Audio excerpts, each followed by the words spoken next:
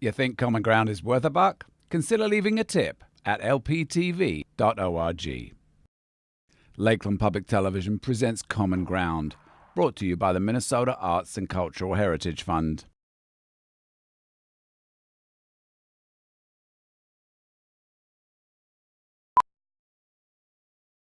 You know, for me, it's like, you know, there's people that, you know, we have our way of life and our belief systems and our way of honoring the Creator and showing respect to that entity and our traditional things, and that is what a lot of people on the outside are attracted to without understanding it. And also they look at the stereotypical drunken Indian that, you know, on a moral, ethical level, they feel like they owe something to fixing that. But at the same time, it's like, you know, there's also the people that are, you know, doctors, lawyers. There's an Indian astronaut now out there. You know, there's like so these things are important to acknowledge and important to respect and important to look at. But at the same time, it's those are only dimensions of our existence, because we're, you know, we're people too, and we're still, you know, we do things in society and we're succeeding, we're moving forward. So I think a lot of, you don't never hear about lawyers, you never hear about the astronaut native, you never hear about the guys in the NHL right now who just won a Stanley Cup and they're from the Reds. You know, you never hear about those people because people aren't attracted to that. People aren't, that's not stereotypical. People aren't looking at that. People are looking at the oh, I want to go to a ceremony, or I want to go to, these, you know, it's like that's what they're looking at and that's what they want to see. So a lot of people are seeing only what they want to see. Well, let me ask you something about your mom. Your mom's she's a physician. Physician's assistant, right? Yep. Does she, when she talks about how she does her job, well, is she mostly in the Native community, or is it Native? Does she bring her? Does she talk about how she brings her own cultural experience to bear on the task of doing her job of doing? I think she's very professional in her job, you know, and she realizes that she's helping people heal, you know, and she's helping people get better from whatever their sickness might be.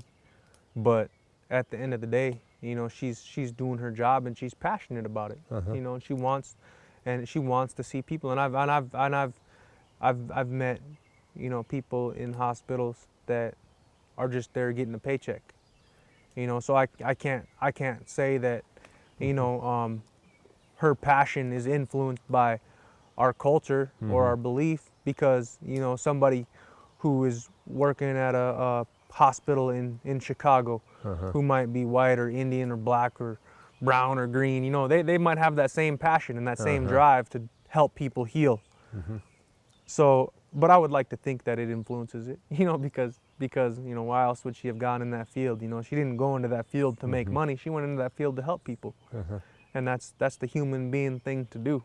And there's really, you can look at that and say there's nothing Native about that, but there's everything Native about that, you know. So that's the similarities I see between us as human beings, you know, and that's what people should focus more on looking at, rather than you know, the other stuff. Well, this is something, you know, Stephen and I we bounced this back and forth. I've been adamant that there is a shadow on the ground between Native and European culture, and the shadow is the blood that's on the ground between the two of us, and that we always have to acknowledge that shadow. Stephen says no. He says human beings are human beings, and tell me if I'm putting words into your mouth, but I think this is what you have to say pretty much, that human beings are human beings, and the attempt to create cultural divisions is artificial and counterproductive.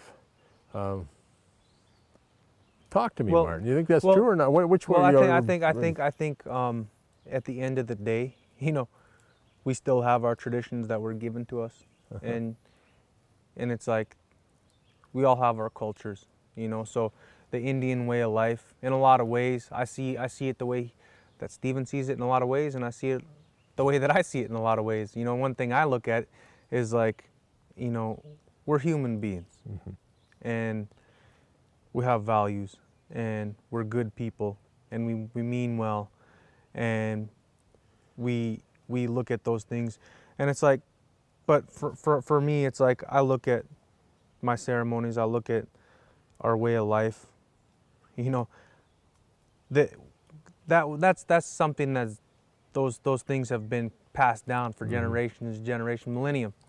So